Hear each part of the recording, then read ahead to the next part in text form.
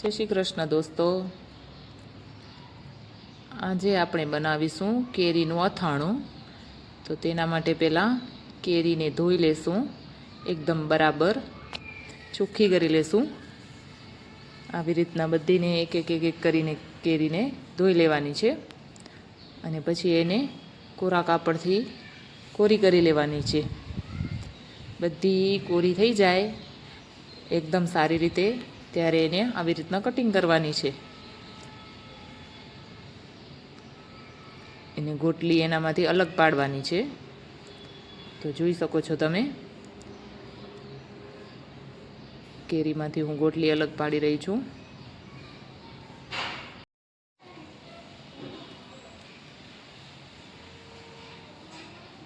આવી રીતના બધી કેરીની ચીરી પાડી દીધી છે મેં.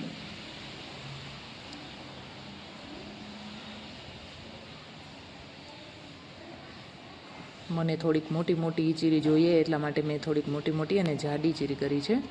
તો હવે એને રાખવા માટે એનામાં નમક ભેળી અને 2-3 દિવસ રાખવું જોઈએ, તો સારું અથાણું બને. તો એના માટે હું નમક ભેળી રહી છું. થોડી થોડી ચીરી લઈ અને એનામાં નમક ભેળવાનું આવે તો સરખી રીતે ભળી જાય.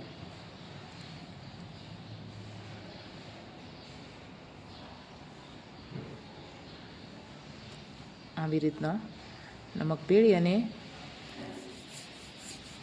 એક વાસણ લેવાનું, એની અંદર રાખવાનું. મેં એના માટે ડોલ લીધી છે, તો એને બરાબર ઢાંકી શકાય એના માટે 2-3 દિવસ રાખવાનું જ હોય એટલા માટે થોડુંક વ્યવસ્થિત હોય ઢાંકવાનું તો સારું રહે, એટલા માટે મેં ડોલ લીધી છે.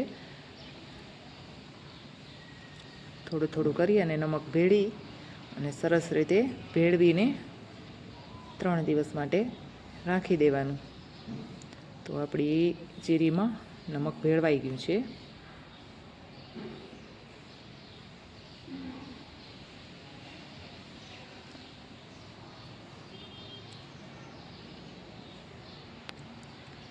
તો અથાણા માટે હવે ગોળ કાપી રહી છું હું, તમે જોઈ શકો છો. તો ગોળ પણ રેડી છે, કપાઈ ગયો છે.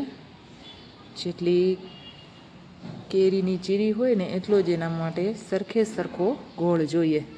તો જુઓ, હવે આપણે 3 દિવસ પછી અથાણાની તૈયારી કરી રહ્યા છીએ. તો એના માટે ચીરી એકદમ રેડી છે. આવી ચીરી થાય એટલે આપણે અથાણું વઘારવાની તૈયારી કરી લેવાની. જુઓ, 3 દિવસ પછી હાથામાંથી કાઢી અને ચીરી જોઈ શકો છો તમે. એની ઉપરની જે છાલ છે ને એ આવી થઈ જવી જોઈએ, અને એના માટે આપણે સરખે સરખો ગોળ લઈ લીધો છે. તો ગોળ અને ચીરી બે રેડી છે.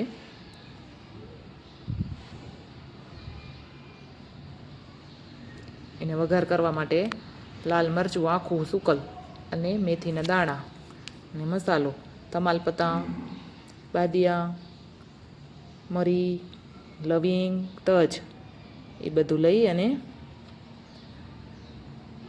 આવી રીતના એક કડાઈ લીધી છે મેં. એનામાં તેલ નાખી દીધું છે ચીરી અનુસાર.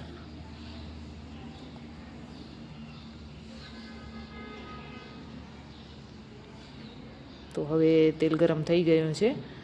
તો એને ચકાસવા માટે 2 દાણા રાઈ અને 2 દાણા જીરું નાખી અને એની અંદર હિંગનો વઘાર કરી અને લાલ મરચું અને મેથી પહેલાં નાખવાના. હવે આપણે જે ગરમ મસાલો લીધો હતો એ પણ એની અંદર ઉમેરી દેવાનો. એને સરખી રીતે હલાવી આવી રીતના પછી એની અંદર ચીરી ઉમેરી દેવાની. કેરીની જે આપણે ચીરી કરી હતી એને ઉમેરી દેવાની અને એને સોતળી લેવાની બરાબર.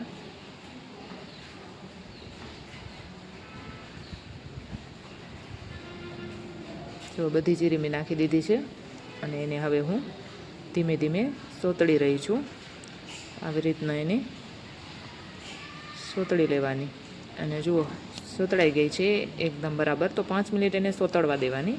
પછી એની અંદર ગોળ ઉમેરવાનો છે. આપણે એના માટે રેડી કરીને રાખ્યો હતો તે.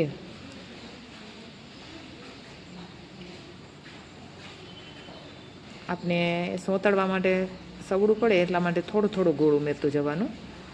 બધું જો ભેગું નાખી દઈશું તો આપણાથી સરખું હલાવાશે નહીં. એટલે થોડો ગોળ નાખી અને એને હલાવતું રહેવાનું. આવી રીતના હલવાઈ જાય એટલે વળી ફરી ઉપરથી થોડો બીજો ગોળ ઉમેરી દેવાનો.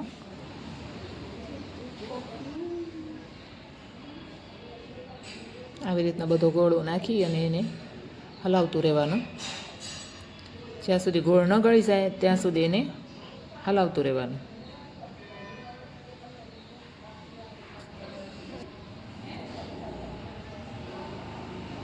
જુઓ, ગોળ અને ચીરી બે સાથે છે એટલા માટે હલાવવામાં થોડીક તકલીફ પડે, એટલે ધીમે ધીમે હલાવવાનું.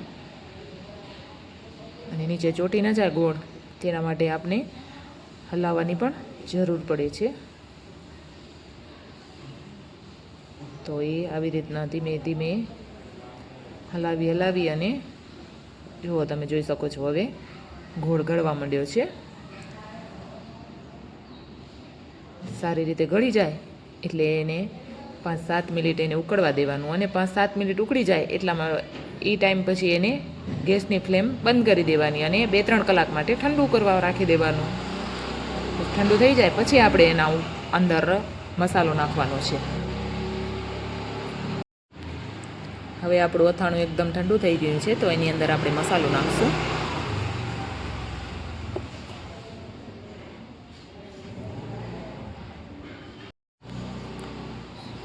તો એની અંદર આપણે મસાલો નાખીશું. તો તમે જોઈ શકો છો 500થી 600 ગ્રામ જેટલો મેં એની અંદર મસાલો નાખ્યો છે. રામદેવનો જે મસાલો આવે છે ને એ મેં એની અંદર વાપર્યો છે. જુઓ, એનો કલર કેટલો જોરદાર છે, લાલ કલર એકદમ ચટાકેદાર. તો એનાથી અથાણું પણ એકદમ લાલ લાલ થશે. જોઈને જ એમ થાય કે હમણાં જ ખાઈ લઈએ અથાણું.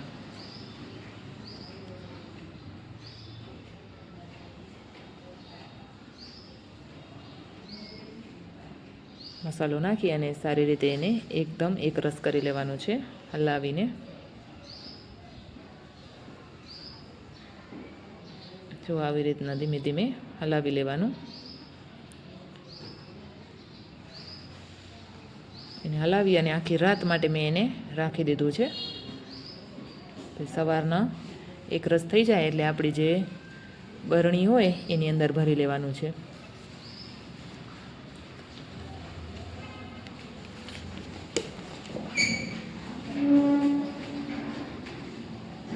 જો કેટલો કલર જોરદાર આવી ગયો છે અથાણાનો, મસ્ત એકદમ. આપણું અથાણું હવે રેડી છે. જો આ સવારના આખી રાત આપણે રાખી દીધું હતું અને સવારના જોઈ શકો છો તમે કેટલું મસ્ત અથાણું તૈયાર થઈ ગયું છે. હવે આપણે એને બરણીમાં ભરી લઈશું.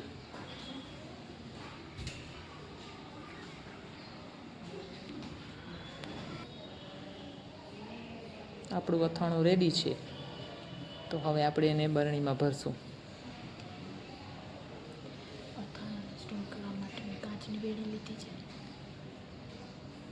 અથાણાને સ્ટોર કરવા માટે મેં કાચની બેણી લીધી છે. તો હવે એનામાં હું અથાણું ભરી રહી છું. કાચની બેણી લેવાથી અથાણું એકદમ સારી રીતે સ્ટોર કરી શકાય છે અને લાંબા સમય સુધી રહી શકે છે.